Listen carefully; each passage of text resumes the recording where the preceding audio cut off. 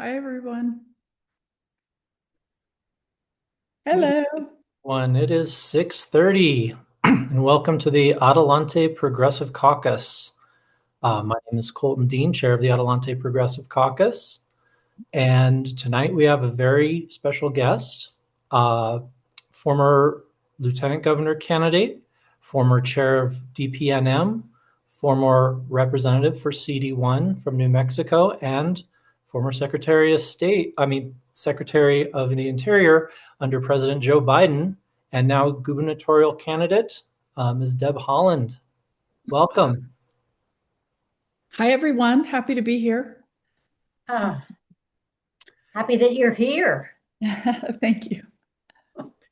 So, to get started, um, you know, coming off the tails of the um, State of the Union, that we had last night, um, I personally am reinforced in the idea that our federal government is unreliable and out of control.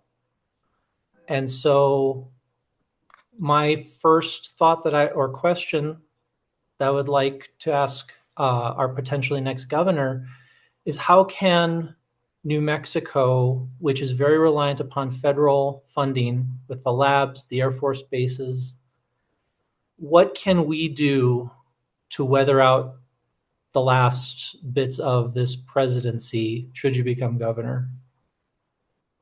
Absolutely. Thank you, Colton. Well, first, I just want to thank you all so much for taking the time to have me this evening. Very grateful to see all of you. And so,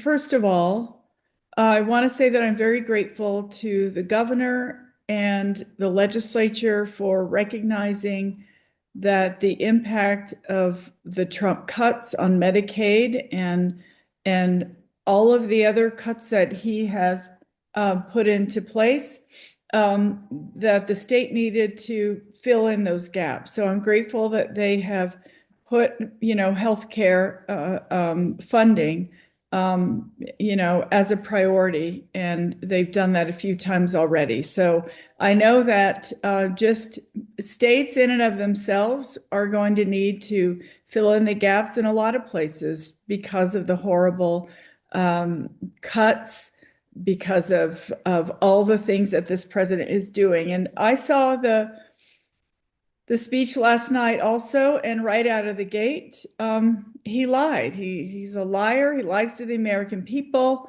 It's despicable. And I think in the first few minutes he talked about lifting people off of SNAP benefits. Well, that's not the truth at all. He's kicked people off. He has made life more expensive and a lot harder for people across the country, and definitely here in New Mexico. So yes, our state will need to continue to fill in the gaps. I also want to say that our Attorney General is doing a good job of suing this administration. I want to make sure that our Attorney General can hire more attorneys. So that's something I will do as governor, because we need to sue the administration every time they renege on the promises that they are supposed to keep to our state. Our state is heavily federally funded because we have 2 labs, we have military bases, we have 23 Indian tribes that the federal government has a trust and treaty obligation to. We have lots of millions of acres of public lands, hundreds of thousands of acres of public lands. And so the federal government is responsible for all of those things. And if they think they can skate out, not supporting our state when they need to, then yes, they will get sued. And also, I have no qualms about flying to Washington, D.C. and meeting folks face to face, and pressuring them.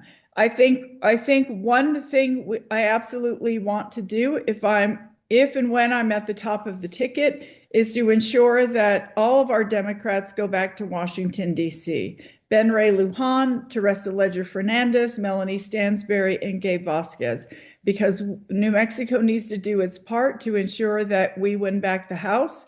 And that's definitely the way we do that, is ensuring that our voters get out and vote for Democrats up and down the ballot.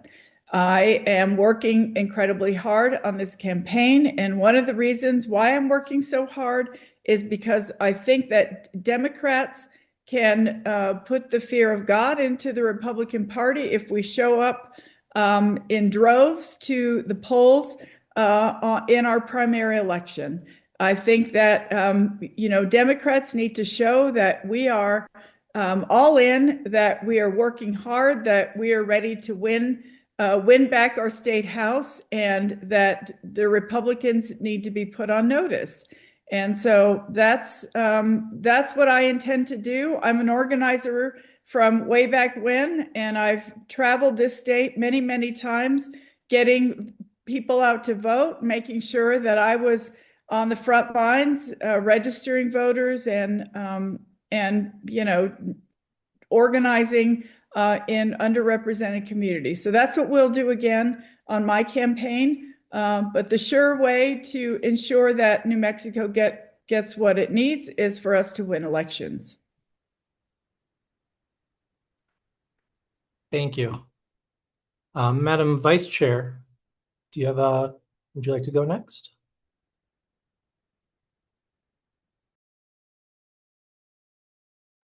Okay, I'm unmuted. Thank you, Chair. Thanks, Deb, for coming. I'm delighted you're here. I noticed that you printed, or someone in your campaign printed, probably what you were talking about this afternoon at the press club: lowering costs, higher pay, your press release, affordability. Britt might know that, but I have a question. Looking through that, you say that, I have several questions, but I'll just do one. Lowering housing prices by cutting red tape, reducing the cost of building houses, and requiring shorter turnaround time. I understand that Mayor Keller has not pushed for that. So how do you, as governor, facilitate mayors to do that? Right. I think we can, offer some incentives, but look, we're all in this together. It's not just in Albuquerque where we're facing terrible housing shortages. It's all over New Mexico. And, I'll tell you one quick story. We went to Roy, New Mexico. Probably 10 people showed up to our event there. Half of them were my relatives who live in Roy. And so I had my grandkids there. And when it came to the education piece of my talk, I asked the kids, how's school? And they love school. They said, but our teachers live in travel trailers because they don't have housing for our teachers. And to me, that's very shameful that we're making, our public school teachers live in travel trailers because we don't have housing for them. And so this is an issue that's all over New Mexico. So I'll tell you that it's all of us are going to have to roll our sleeves up, right? We need to make sure that we can get permitting through. If you delay housing projects, they inevitably cost more because prices go up, especially under this administration with all the tariffs that Trump is putting on everything. And so I'll just say, Scotty, that I really love to ensure that we are building the relationships we need across the state with every municipality, with every county, with every city, making sure that we are rolling our sleeves up together and getting this work done. Everyone across the state knows that there's a housing shortage. It's happening everywhere. And so I would like to think that I could offer incentives, right? How about we, at the state, we hire some housing inspectors. when the cities or counties inspectors aren't available, if they don't have enough on staff, can we agree that a housing inspector, if he's certified as a housing inspector, it doesn't matter what entity is sending that person out to inspect the various, parts of building a house. And so I'll say that there's probably many ways that we can work together on that, but the point being that we need to work together because there's no other way for us to get through this terrible housing shortage that is facing many people across the state. Thank you. Let's see. Carol Trujillo-Fay, would you like to go next? Sure. Thank you, Secretary, for being here. So my main concerns in the state, part of it is CYFD and some of it is education.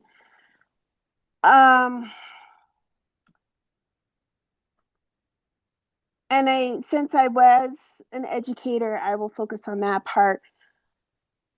What vision do you have for PED and for education for the future? I know that Governor Lujan Grisham has put in several new education initiatives, especially early education.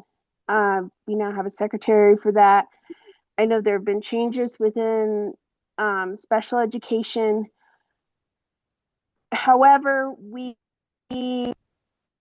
are dealing with a massive teaching shortage, and there's some like politics and things like that, where even though there is a teaching shortage, I am a licensed educator and I haven't been able to find a job. So what vision do you have for education in New Mexico to improve it, to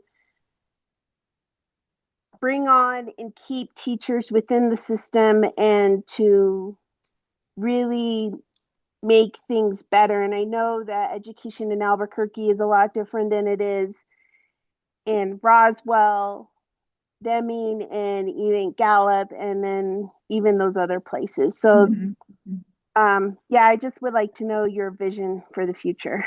Thank you. Thank you so much, Carol. And before that, I just want to acknowledge Representative Roybal Caballero. Thank you for being here, Madam Representative, and for all of your hard work during the legislative session. I wouldn't have blamed you if you were home sleeping right now. So thanks for joining us, and thank you for all your hard work. I really appreciate all your efforts from this past. Thank you. Yes. So Carol, thank you so much for the question. And first, I would invite you to go to my website, debhaaland.com/Deb's Plans, and you can see my education plank. We have 4 planks to our the issues on our campaigns, and education is one of them. And in that plan, it involves a lot of things, right? It talks about students, educators, and families, and because one of the things we want to do is make sure that families can send a well-fed, healthy child to school with a coat in the winter and shoes that fit. And we want families to be supported so that they can aid in their child's education in the best way possible. But in that plan also, I talk about ensuring that educators, not just teachers, but educators, if we have maintenance workers working for APS, they are part of a child's education. They're making sure the HVAC system works. They're making sure that the trash is empty, that the bathrooms are clean. They're making sure that, doors are fixed or whatever it is that maintenance people do. They aid in a child's public school education. And so we want them also to be able to achieve, higher. We want them to be able to achieve their own educations too. If teachers want to go and get a master's degree and certified in various subjects or areas of education, we want them to be able to do that so they can have opportunities to earn more money. If these maintenance workers want to go and get their certifications in HVAC or their electrician license or what have you, we want them to be able to do that too. Because what I'm thinking about is that we need to leave the ladder down for sort of the next generation, right? Eventually, I would say what I envision is that if you decide you want a career in education, you should be able to live your dreams too, right? Just like our children will.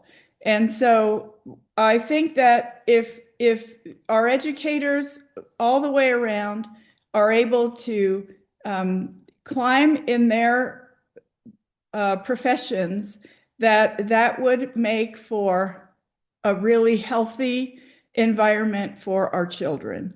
And so, one of the main things about my education plan is that we want children to read sooner, before third grade. My child started reading in kindergarten. I was very grateful for that. That didn't happen on accident. I had to, I put Soma through preschool. That was long before, it was paid for by the state. And so I want every child to experience that, right? Learning to read sooner so that they can, so it opens up a whole world of learning for them.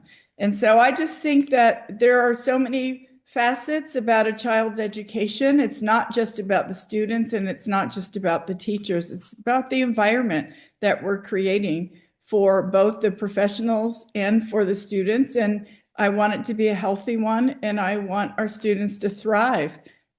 We like the community school model also, and that is sort of like wraparound services for kids in underrepresented communities, perhaps, where they're low-income communities. And if the child needs a sack of groceries on the weekend to take home to make sure they have food to eat, then that's what those community schools provide.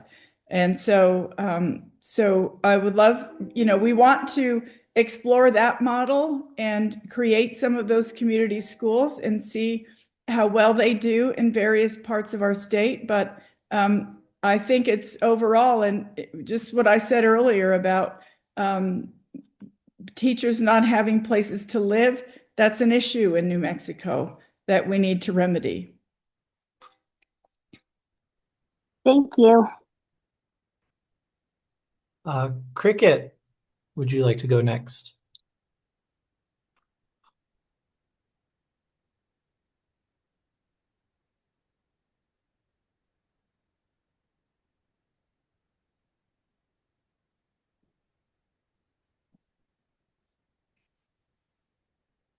Cricket, you're muted if you're trying to speak. Oh. Well, that is all from the executive board. Are there any questions from our audience at this time? Colton, can Yes. Dan ask a question? He's our treasurer. Yes, Dan had messaged me that he was okay. Had no questions at this time. Okay. I did not on purpose skip him. Okay. But from the gallery view, is there anyone who has any other questions or?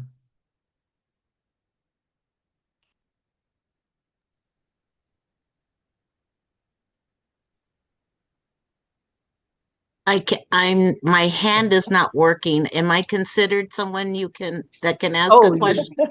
Yes, I'm sorry. My gallery view is not working, so I'm looking in the chat and Sorry. But, yes, please, Representative Roybal Caballero. I would love to hear from you.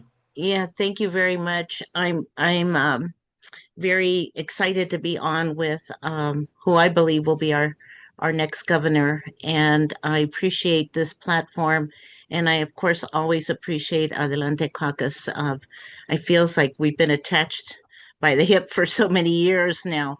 And so I appreciate all the work that all of you do. And I do want to say thank you for standing up and speaking to the many pieces of legislation that you endorsed, and that some we were able to get to the finish line. Others, of course, are going to continue to roll out over the interim, so that we have a really stronger voice in the 60-day session.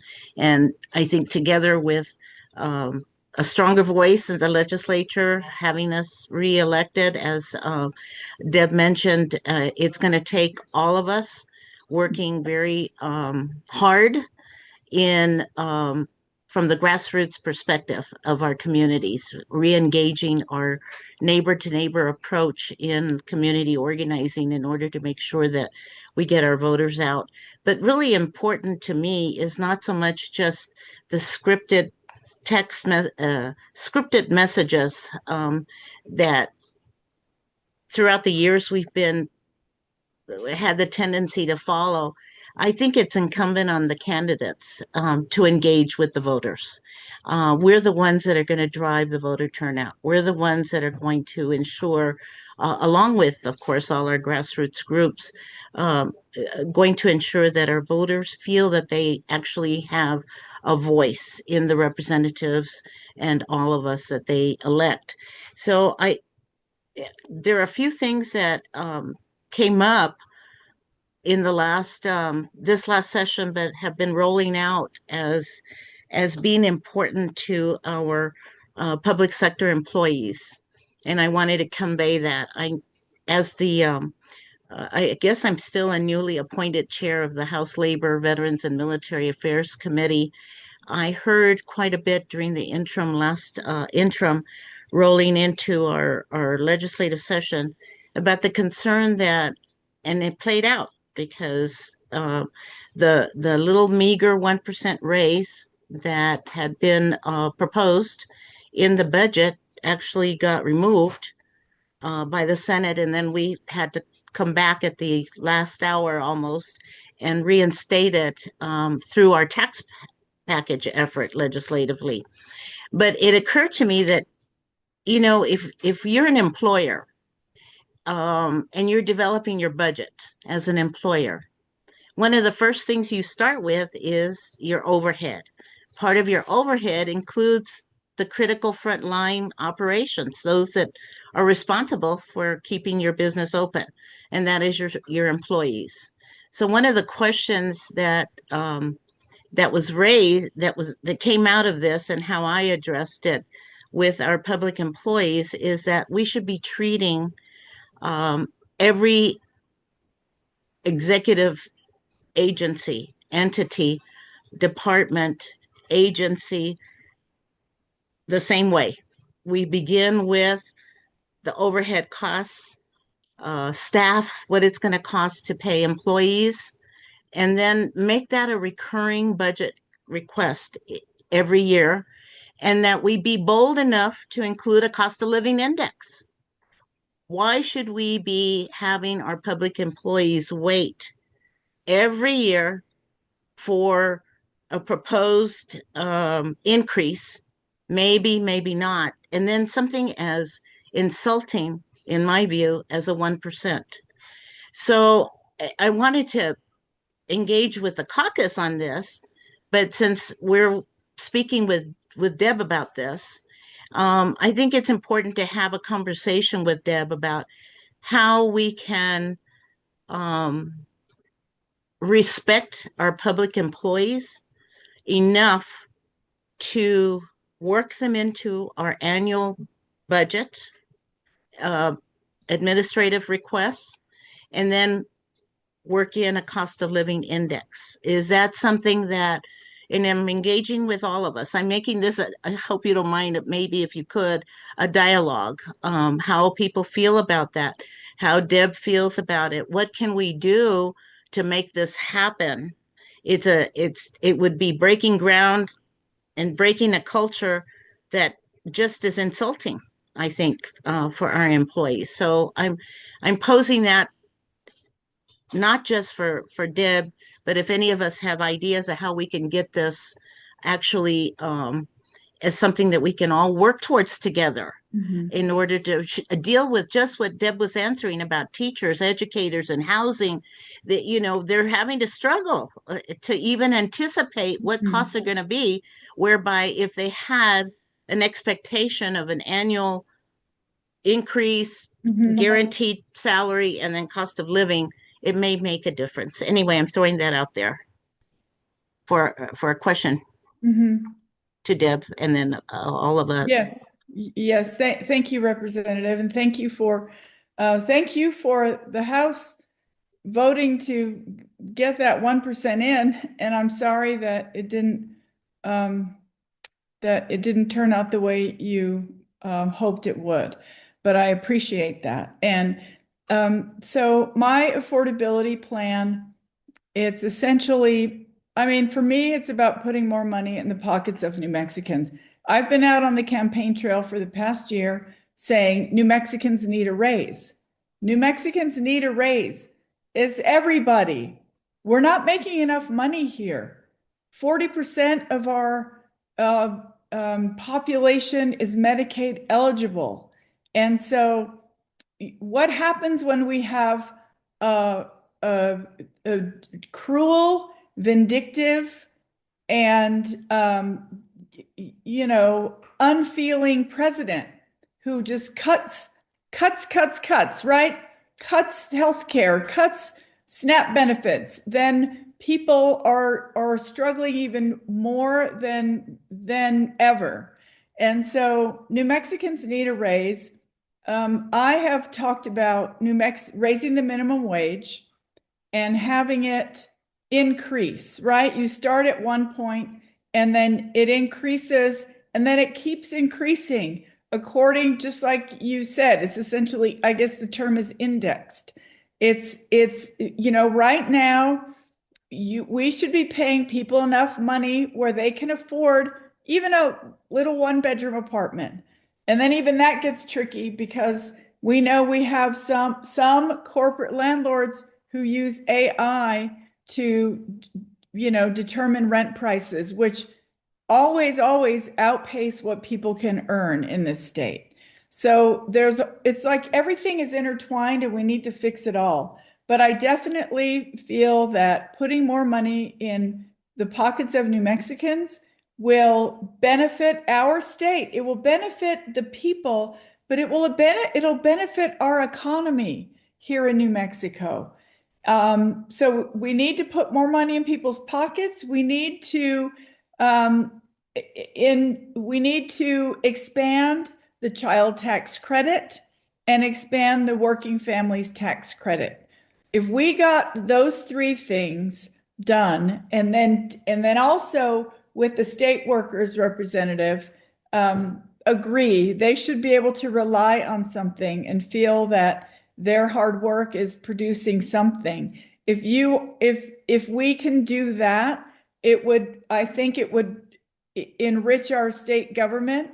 These are all state workers who work incredibly hard.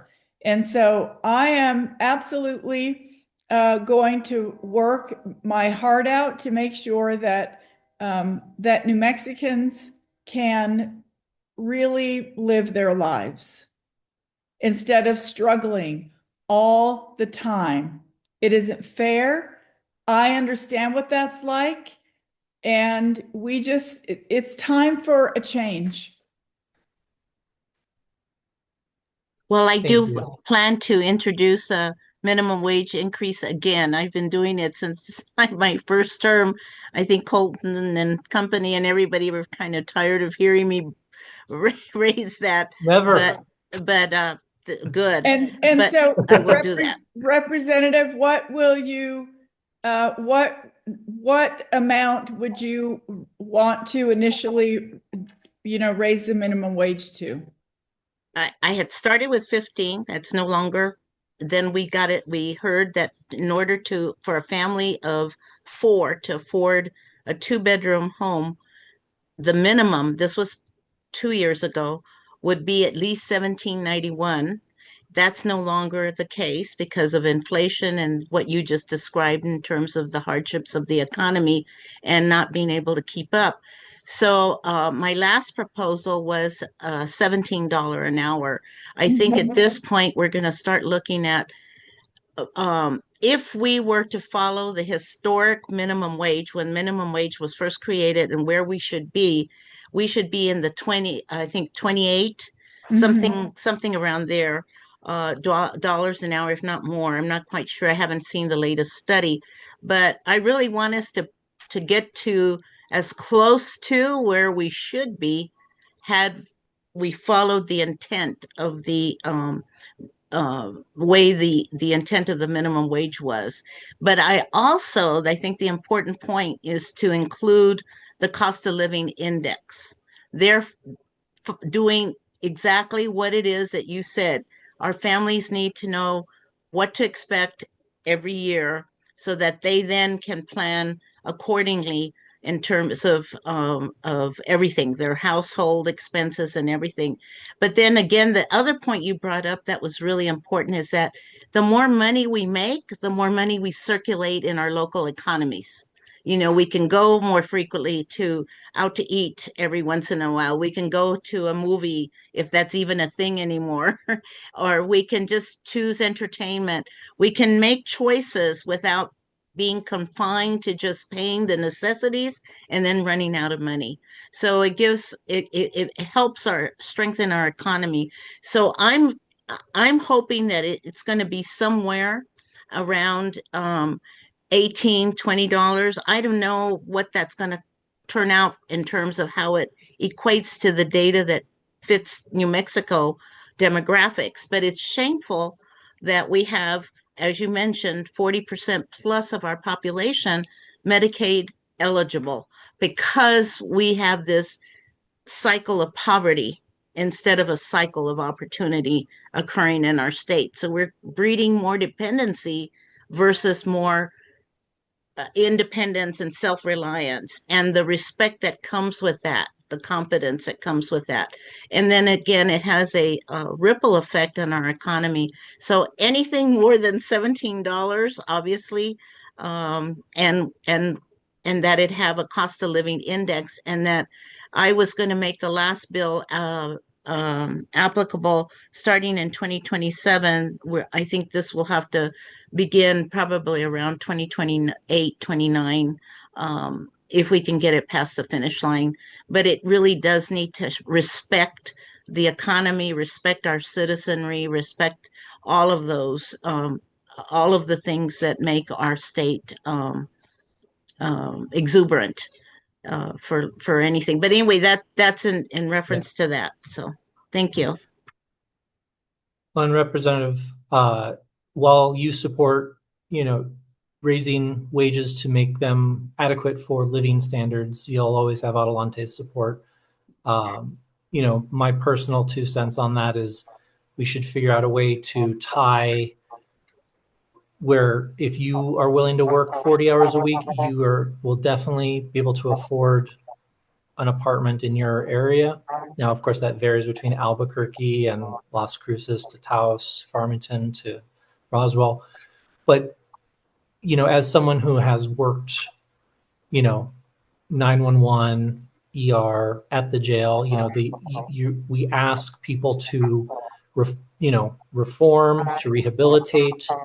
And if they manage to get sober and, stabilized, what incentive is there to participate, if they are still going to struggle, and they, everyone who's willing to work 40 hours a week, full time, should be able to afford living, save for the future, save for a car, save for a house, to have a dream to pursue. And you can't do that if you're always just barely making rent. So changing our language, maybe getting away from calling it a minimum wage and calling it a living wage. We have to respect our employees by by calling it, and that's what I do. I call it a living wage. And then the other, I would concur 100%, Okay. and I would hope whoever Yes. our next governor is would support that. Yes. And then the other approach, Deb, as well, is the guaranteed basic income. If it's going to take, there is what you described, Deb, then I'm glad you described it, is for the educators. If you want to, I think you called it the ladder down. I can't remember how you referred to it, the ladder down. They're all there. We need to make sure that every person who has a choice in what they want to pursue, whether it's higher education, whether it's training, whatever it is. But while they pursue that, we match them up to our workforce solutions and apprenticeship programs if that's their choice, or we guarantee a basic income while they are entering into the workforce for whatever reason, and however way they're going to do that. Guaranteed basic income also helps close the gaps, but also provides the most impoverished sectors of our community with an expectation, and not just having to go and fill out public assistance applications. So they can then use the funds to either for whatever they choose. That's their choice. But that's another approach. However, we have to pay close attention to our revenues and how all that plays out. And so that's another way to approach it. But going for a living wage is absolutely the way that I think we should proceed forward. But anyway, it's not, we're here to have a We'll dialogue definitely fight that fight with you when we get to it. Okay. Madam Vice Chair, you have a question? Yes, I do. And this is for both Representative Roybal Caballero and Madam Secretary. I think living wage is very important. What I'm also concerned about is that business has a way of saying, gee whiz, people have more money, therefore we can raise prices. Groceries are higher. Gas today, it was 62 cents higher than it was last week. Rent, of course, we had talked about the issue of AI just jacking up the price. I'm sure clothing is hot, restaurants are more expensive, everything is more expensive. And is there some way to rein in some of the greed of businesses? They'll say, let's be reasonable about this. We want everybody to thrive, but we don't want price gouging to be stimulated by the fact that, whoa, people now have a living wage. So my question to you, hopeful governor, is how would you address that? So, sorry, I have my puppy's out there doing something. I might have to bring her in a minute. So, I mean, I agree with you, right? And the prices are already exorbitantly high because of the tariffs that Donald Trump put on all of these countries, right? And so he has made things far more expensive than they ever needed to be. So we are saying we need to support our local economy more. We should be supporting local farms. Local farms should be able to sell their produce at local grocery stores instead of importing those things from other states or countries.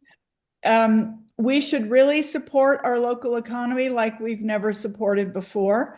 And that is something that I will push. I mean, as a general rule, the consumer that I am, I really do work hard to shop locally all the time, right? I do the best I can to not benefit corporate stores. simply because we should be supporting our own economy here. Way back when we did we were all advocating to be able to use EBT cards at the farmers markets. Some of you remember that. I don't remember how long ago it was, but there were a lot of us who were really advocating for that heavily, and it was like a cost multiplier. They talked about if you spend $1 at the farmers market, it's like spending $3 because that dollar circulates in the local economy. It's so often. And so I just think, that's something that we will work at and make sure that is helpful. The other thing, Deb, is that we can also discuss with our local businesses, because it is a concern. They do bring up time and time again that it's going to force them out of business. It's going to, close the doors. What we hear all these reasons why we shouldn't, and that's why we do it incrementally. It's not something that we jump from. Right now, Santa Fe may be at $19 an hour. I'm not even quite sure where they're at. But if we propose a $20 an hour living wage, it can be done incrementally. It's not going to shock the economy or shock them by saying it's going to happen next year. We can say that between now, just like the state did, we went from what was it, 7 something to 8 something to 10 something to now at 12 something.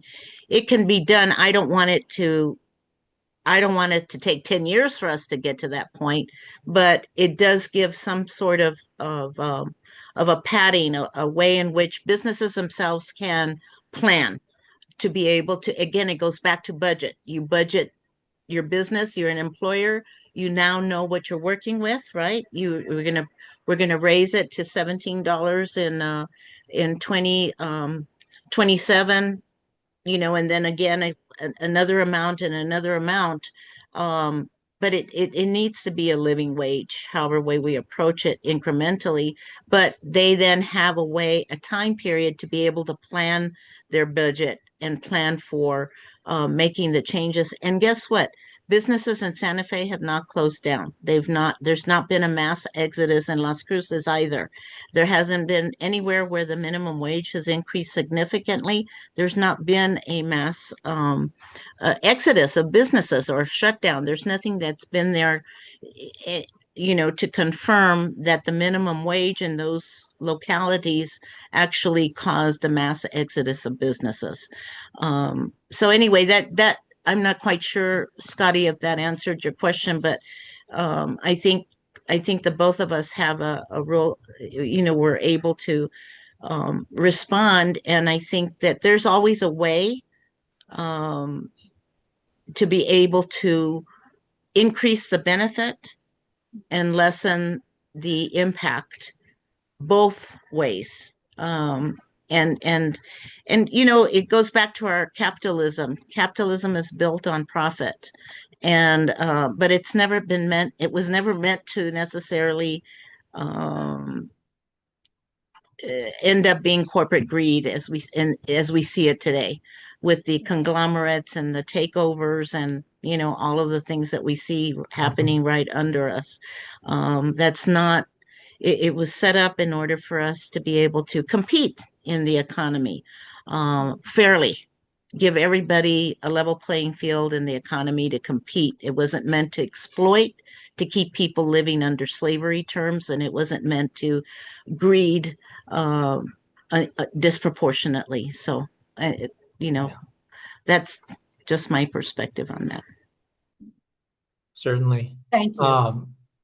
Another question that came up a few months ago, we at Adelante hosted Norm Gaum, the president of the New Mexico Water Advocates, and he painted a very dire picture of New Mexico's water future.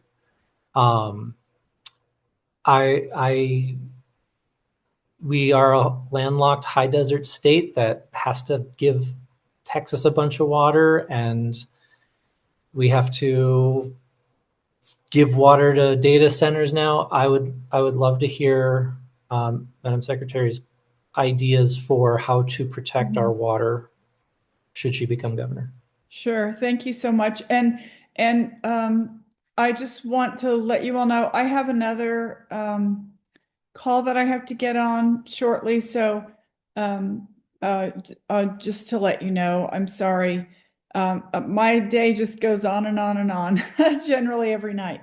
But I would say that with respect to water, it's a precious natural resource, and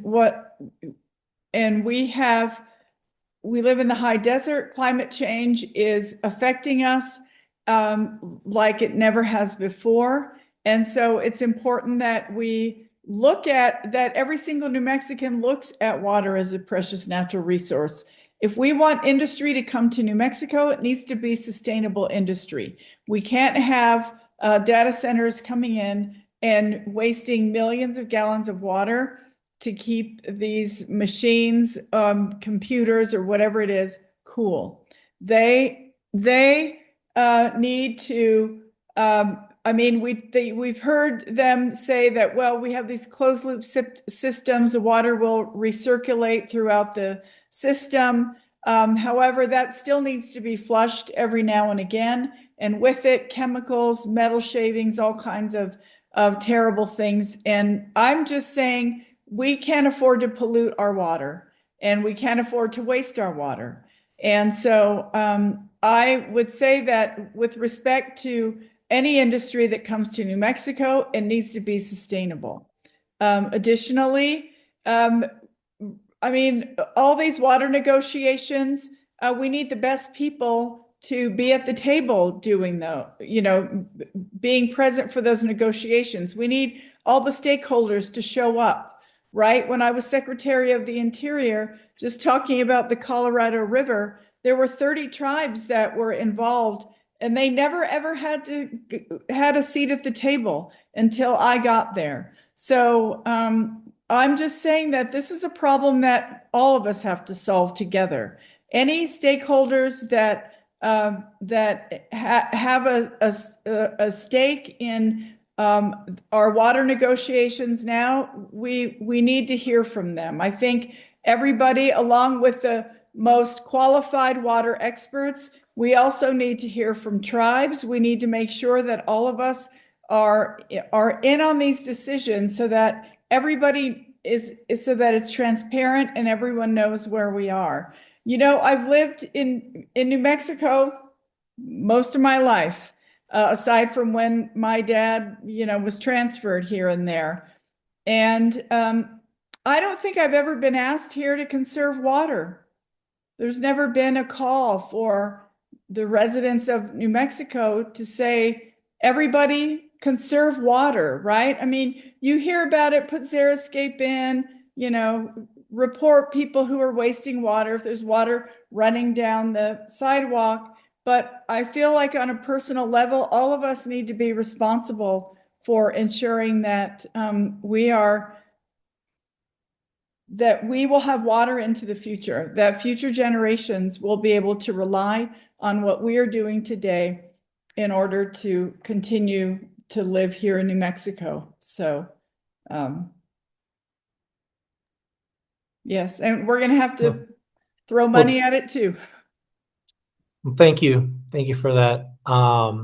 And so I guess you have to head to another meeting, but we greatly appreciate your time to answering some questions. If some of our guests have questions, could we reach out to your people and then maybe post them? There's Britt will put her email address in the chat, and anybody can email us.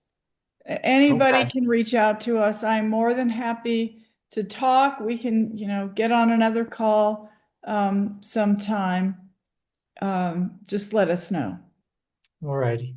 Well, thank you very much, Secretary Haaland, for joining us.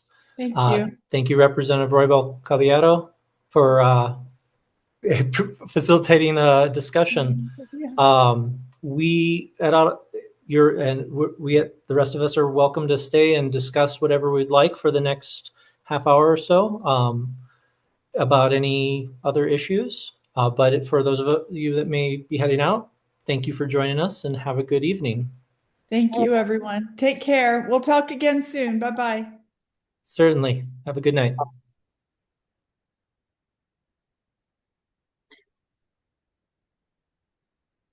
If you don't mind, I'd like to continue. Certainly. It sparked my, I have the last question that was asked about water and data centers. I really think that we need to strengthen our, how can I say this? Well, I'm opposed. You can be blunt. We're Okay, Adelante. I'm totally opposed to the way that the data centers have just basically felt at ease coming into our state, and invading. I called it out during the session. They are invading our state. For some reason, they seem to feel that it kind of takes me back in history to why we were one of the most colonized states. I mean, we were colonized by everybody. Everybody passing through, left their mark here, and our populations have felt that throughout the years. And it feels like the same thing is happening with these huge corporate conglomerates that feel they can just come in and invade our state. What they see it as a cheap employment state, because we still have people that are living in poverty. They see water being theirs to use, and then they end up giving us false solutions or false well, what else to call it? The data centers are saying, well, we're going to use produced water. Well, there's no scientific data that says that produced water is safe. I mean, it's not even it's recirculating bad water. How do you do that without injecting more chemicals? One of those meetings, I made the suggestion that the advocates for produced water should be willing to be the first to take a sip.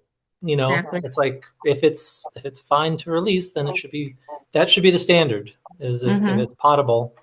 I haven't heard if they're willing to do that, or if they have the technology. Have said, "Here's the technology, and we will be the first to take a sip of it." Well, I'll tell you a story. What happened over the interim? They were trying to sell us the water. I think it was Water and Natural Resource Committee. I'm not sure. I went to so many, but we were down in Las Cruces, and they wanted to tour us to the El Paso desalination, huge desalination place located in El Paso. So they rented a bus and they took us over there, and they wanted us to see what produce water, how they produce water, how they whatever it's called, produce water.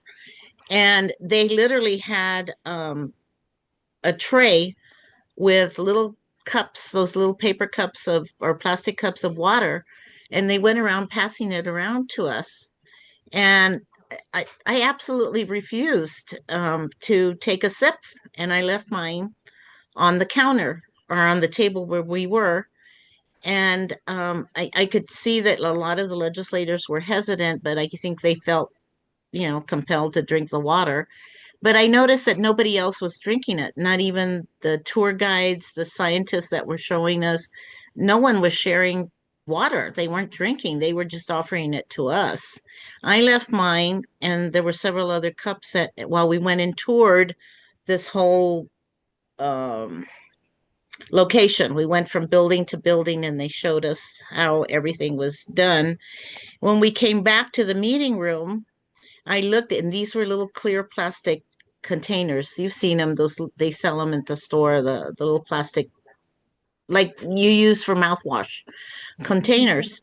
And I looked at the one that I left at where I was seated, and it had a kind of a film floating.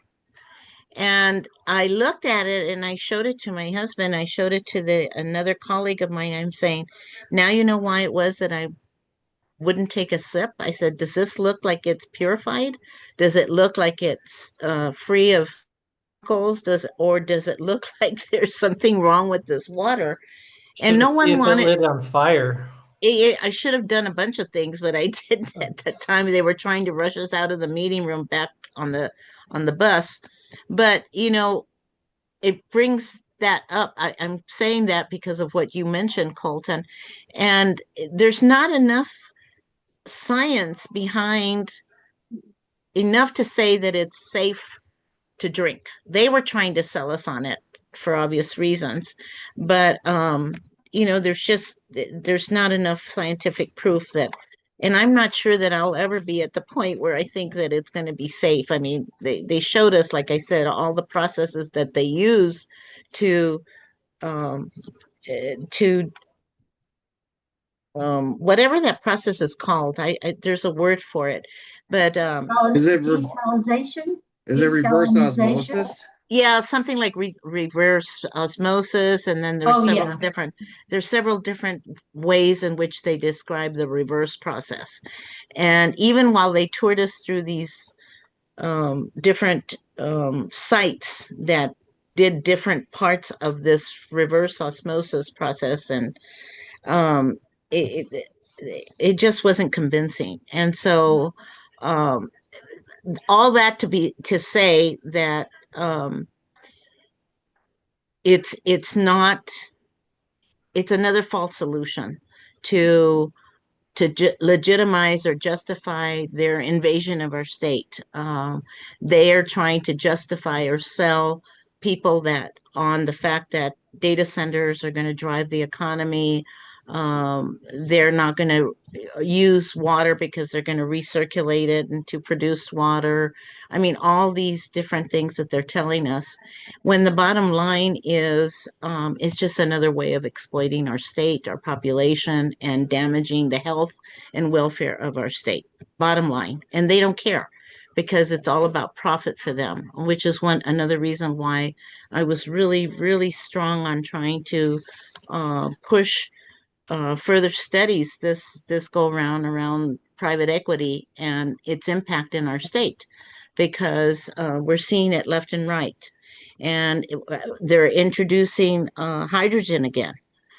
It slowed down a little bit, it quieted, but now all of a sudden there's going to be there's 3 or 4 different uh, um, what are they called, meetings this summer, events that are going to try to convince us that they now, after 2 years, supposedly after 2 years, and after all the criticism, they've come up with the cleanest form of hydrogen. And they're if they couldn't come in the front door, they're coming in the back door. Now they're coming in the side door. So it's just another way to try to justify or level off the opposition enough to get their foot in the door. Once they convince local communities to give them IRBs, to help promote economic development, all the other incentives, then once they're in, there's very little the state can do or any of us can do, because the local communities are being sold on the fact that it will drive or increase the economies in those. So I don't know where they're going to try to locate this. They're probably going to still try to locate in the San Juan Basin and other areas where we've forced the shutdown of these plants, and they're going to try to reuse them for this supposed cleaner form of energy, hydrogen energy.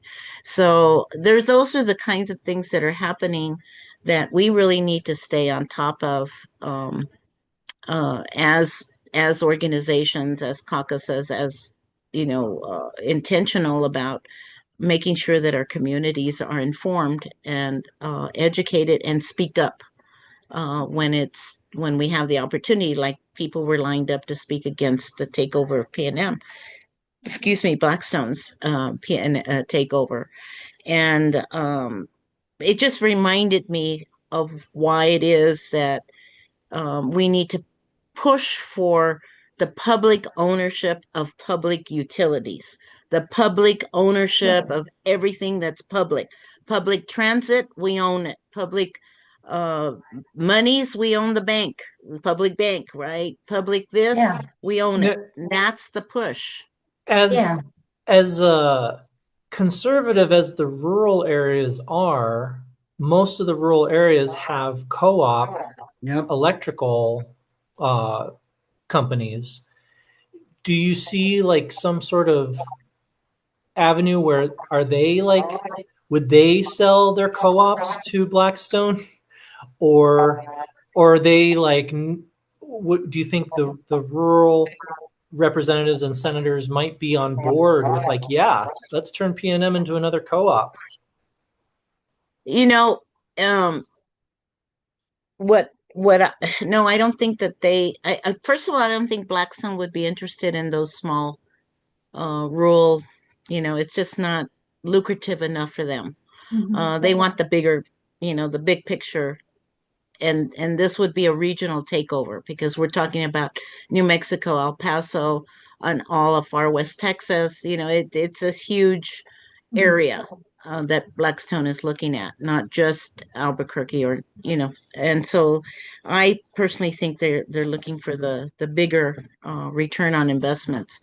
But the thing about the smaller rural co-ops, and this is where the tribes come in, tribes, nations, and pueblos are very powerful in that they own the land masses, really, and they are actually entering into the renewable energy world. You have Picuris now that has so advanced that it's now the main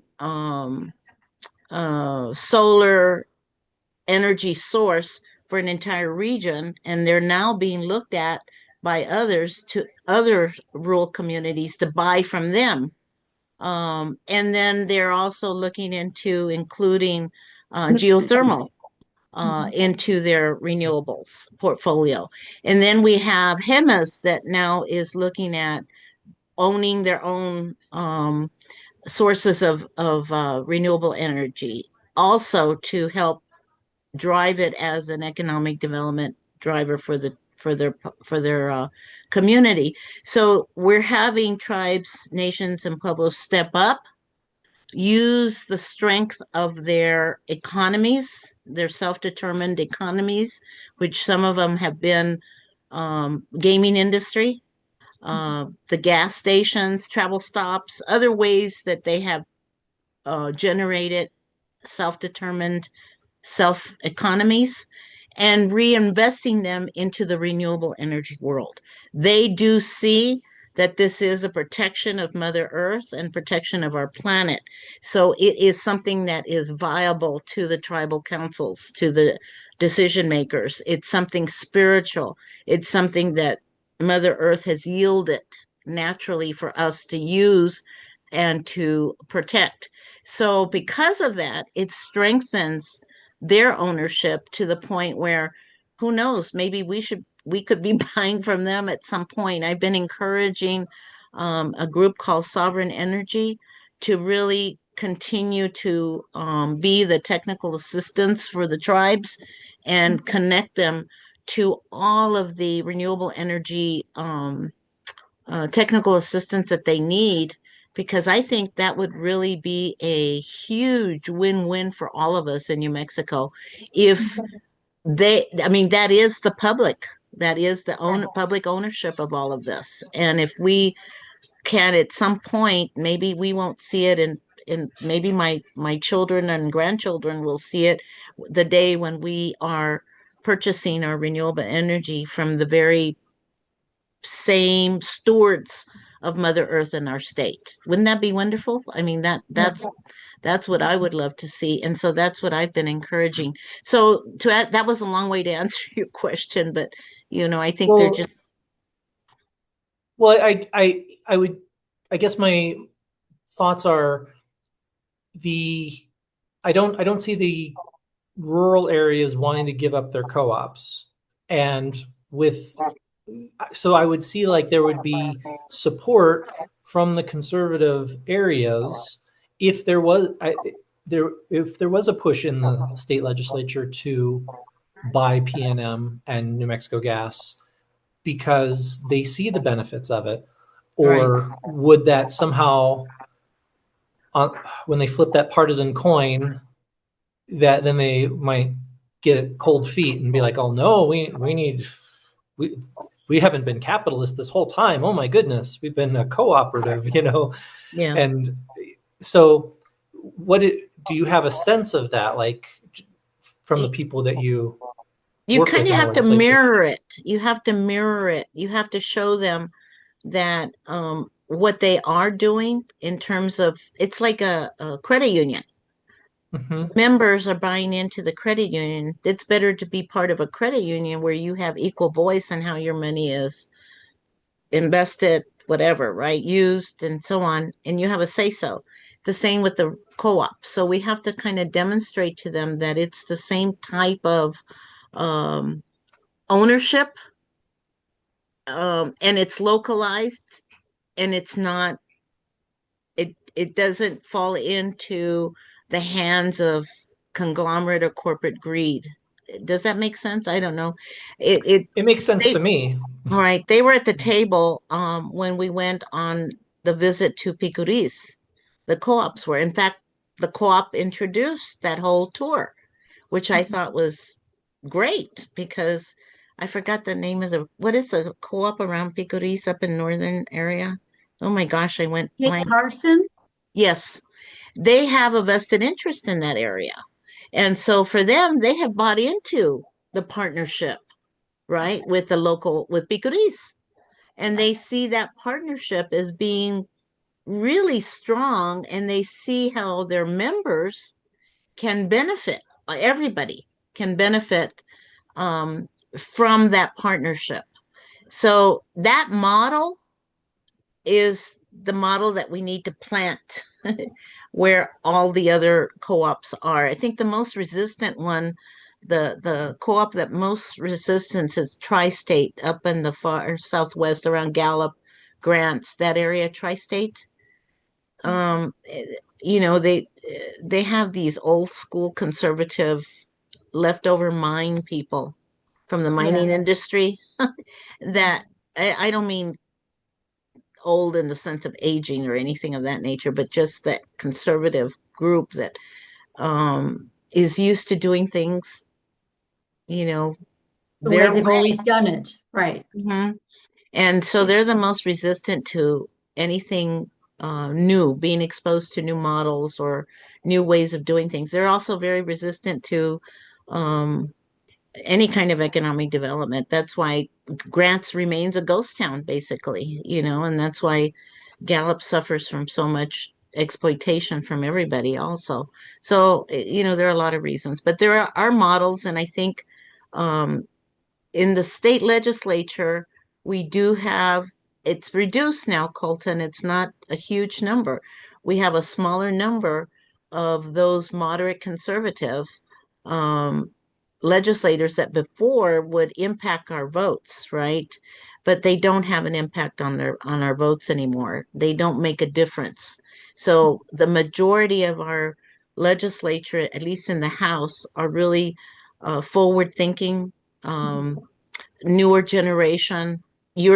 I'm looking at your generation that actually can see the benefits of sharing the wealth, right? Of sharing everything, because when you get into the share mode, everyone benefits, and you don't have those that have and those that do not have, and that's been, so I think it's changing, but saying that means that we have to protect those incumbents, number one, and we have to make sure those guys that were voted out because they did have an impact on our decision making, they want back in.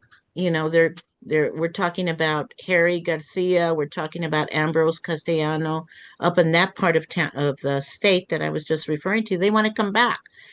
Why would you want to unseat Pauline Abeta? She's been instrumental.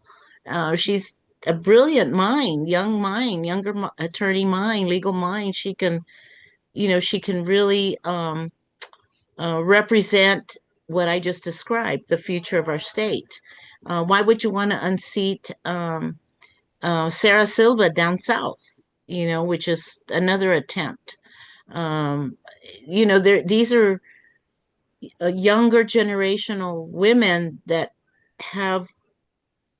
are able to see into the future in terms of protecting our land, water, and air and our planet, so that there is something for all of us, for our descendants in the future.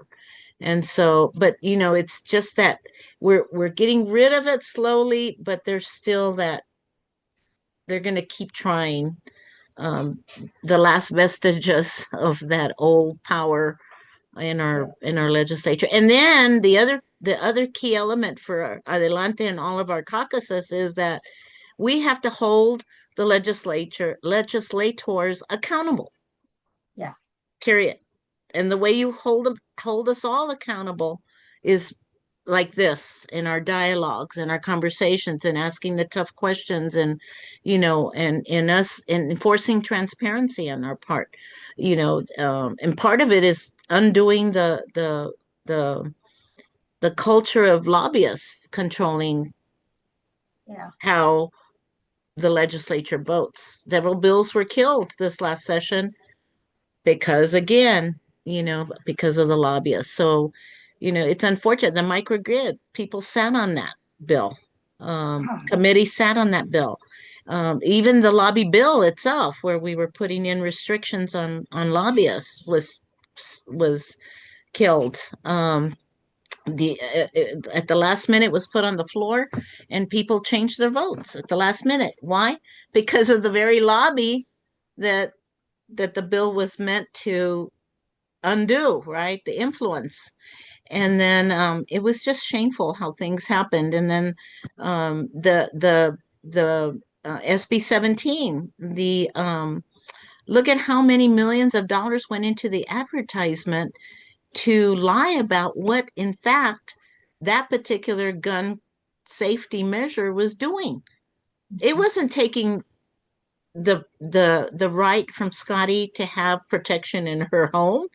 It was just putting additional restrictions on the sale of guns of these assault style weapons and their accessory, the mass, whatever they're called, accessories, from being resold without the proper trail and whatever. All of that on that specifically, it's interesting because I peruse like conservative Facebook threads and throw down with them. And they were like, "Oh, thank you, Reds." And I jumped in on one and said, "No, you need to thank some Democrats for that." Because that they have the majority, and that wouldn't have failed unless some Dems went that way. And the other thought on that is my interpretation reading that bill is it was intended to bottleneck straw man sales. The big argument that the conservatives love to say is like, criminals don't follow laws. And then I like to say, oh, guns don't magically teleport from the factory into a criminal's hands. There is someone who purchases it legally and then sells it to a criminal. And obviously, there's some Dems in the legislature that want that pipeline open. I think that's my takeaway from that. And it's like, I think lobbyist is too easy an answer, but I think there's a darker answer there. There is, and there's this unspoken, informal practice that leadership likes to, I guess, make sure none of us do. But I think it's we need to call it out. We need to, in other words, the practice is you don't call out a colleague. Well, I'm sorry, in my book, if the colleague is obstructing progress for either self-serving purposes or because they've sold out to the lobbyists, or because they have whatever this dark interest is, or whatever their leaning is, it needs to be called out, even if it's one of us. Sure, maybe on the floor to preserve decorum. Okay. Well, yeah, no, we don't. Session's over. Let's Yeah, name yeah, names. yeah. I'm not going to stand there and wage a 3-hour debate against a colleague. Although, guess what? Colleagues will do that to each other in committee. Who killed the private equity memorial? It was just a memorial, period. It was just a memorial to study the impact of public of private equity in our state as it relates to utilities, right? Yeah. That's all it was that Pope and I introduced. And it was the Democrats that made the motion to table it. It was the Democrats that were asking all the questions. The Republicans just sat back. Just sat back. Let the Democrats argue it for them. They asked maybe 1 or 2 questions, and that was it. And that's just an example, one example. There were several examples that happened in committee where the Democrats waged the opposition, and the Republicans sat back and let the bills just die, be killed, tabled. I remember a few years ago, Eric Shimamoto had his campaign to like find the dinos in the state Senate, and was successful at primarying a handful of them. I think maybe something like that needs to happen again. And not just the state Senate, but the state House. Yeah. Anyway, well, there's so much, but if there's ever any time you want to, pick my brain, ask questions, I'm happy to share. I'll be open, frank, honest. Certainly, that's what we want. We're, yeah. One thing that I tried to do last year was really try to pay attention to the interim committee meetings, and but it is a lot. I mean, just all I was doing was going on the NM Legis site, and I was copying the links to the informative material and trying to put together a little one-stop shop database on the Adelante website, and it was a lot. Like I think the last time I updated it was October, so I missed the last few meetings. Just to give people like who may not be familiar with NM Legis, it can get confusing. So I did the legwork. Like, come to the Adelante site. Here's what happened in these meetings. Here's the links to the material that they supplied.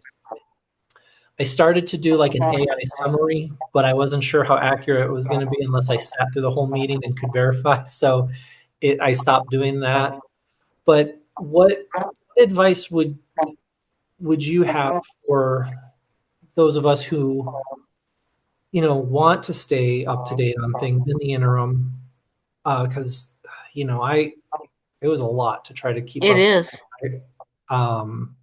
Yeah. What would you have any advice for those of us who want to stay up to date, so that we, the 60-day session is closer than you think, and right, and all that stuff brews in the interim. And I think the best informed voter is someone who knows what their legislator's been working on since the 30-day up until October, and if they're I don't know, what would your suggestion? Well, I think it starts with the caucus defining your priorities, right? Our priorities as a caucus. What are our priorities as a caucus? Come to identify them. I always like to pick small numbers, 3 to 5 priorities, because then you get overwhelmed if you go any bigger than the list. And once you arrive at those priorities, then connect them to the committees that will be addressing those topics. And when that will happen, for example, we will have our first legislative council meeting where we adopt first we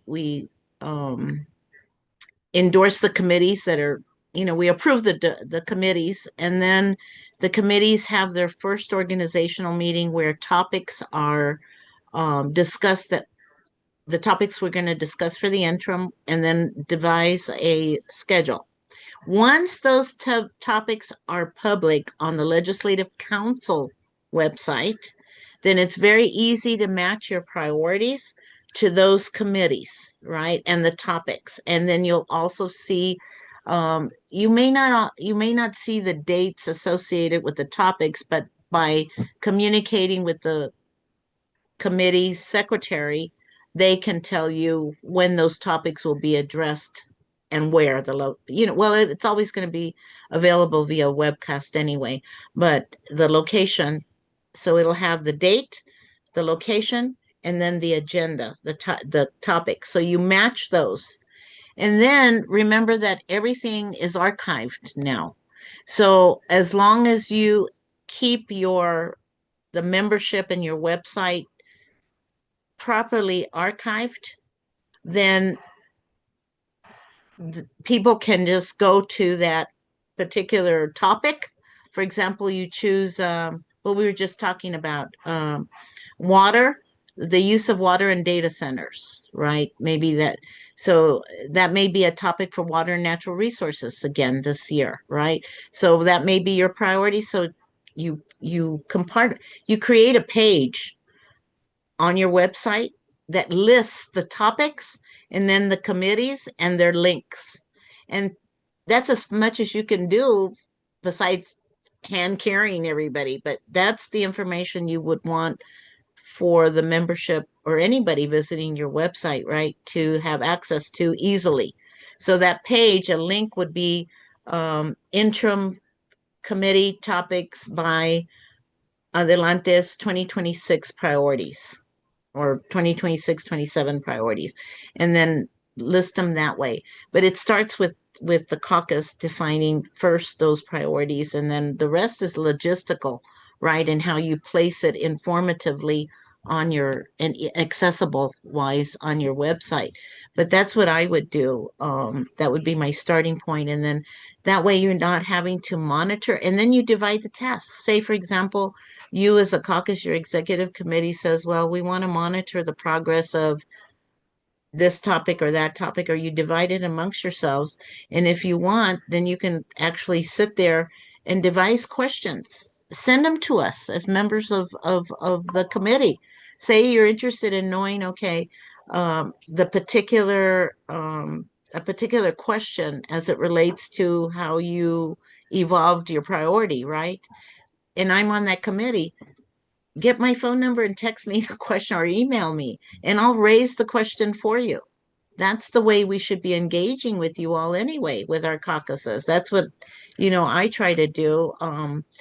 Thank God for our district legislative aides, because they now can assist us in situating us with the priorities with our caucuses. I believe very strongly in our Democratic Party caucuses. I believe that we are the actual force behind and strength behind our Democratic Party. And I also feel real strongly about the platform and our resolutions. And I make it a point of trying to stay connected or on top of being that voice of the platform and the resolutions as a legislator. So I don't have a problem with you all coming up with 4 or 5 questions that I should be asking on all of our behalf in this committee, or Investments and Pensions Committee, or Indian Affairs Committee, or any of the other committees that I sit on. Always feel free to design questions and give them to me before the meeting or during the meeting. I don't have any problems articulating that. And that should be all of our practice, but it's just not. It's not. So I try to demonstrate that, but it's trying to undo generations of bad practices to replace them with more inclusive practices. I don't know. It's going to take a lot of effort, but as far as I'm concerned, that would be the way. That's what I would suggest to you. And it is very I appreciate tedious. that insight, because I was really trying to just it's too much. Do all of it. No, it's a lot of work. I mean, geez, I don't even know how. Yeah, it is. It's hard. I sit Well- on 8 committees, but I can generally get to most of them. 1 or 2 will always sacrifice my meeting because towards the end, starting around August, September, they start overlapping. And so that's when I then prioritize by being a voting member. I go to the meetings where my vote is going to make a difference, or my being present makes a quorum or doesn't make a quorum. So that's kind of, but at the beginning, I try to partake in the development of the agendas, the schedules, the locations, all of those decisions.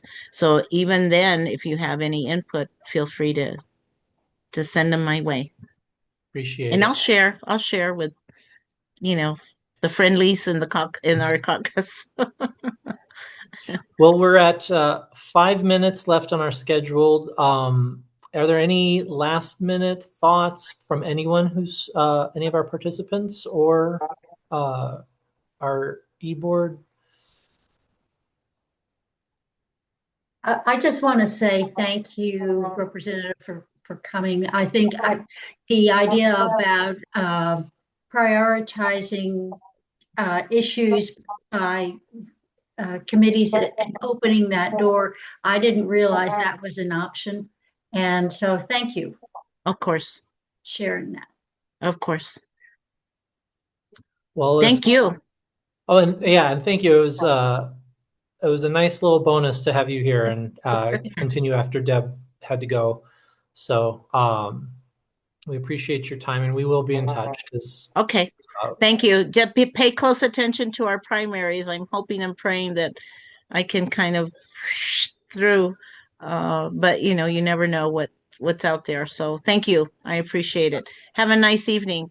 I am tired now, so Yeah. thank you. Sure. All right, thank you. We'll see you all. All right. Bye-bye. Good night. Good night.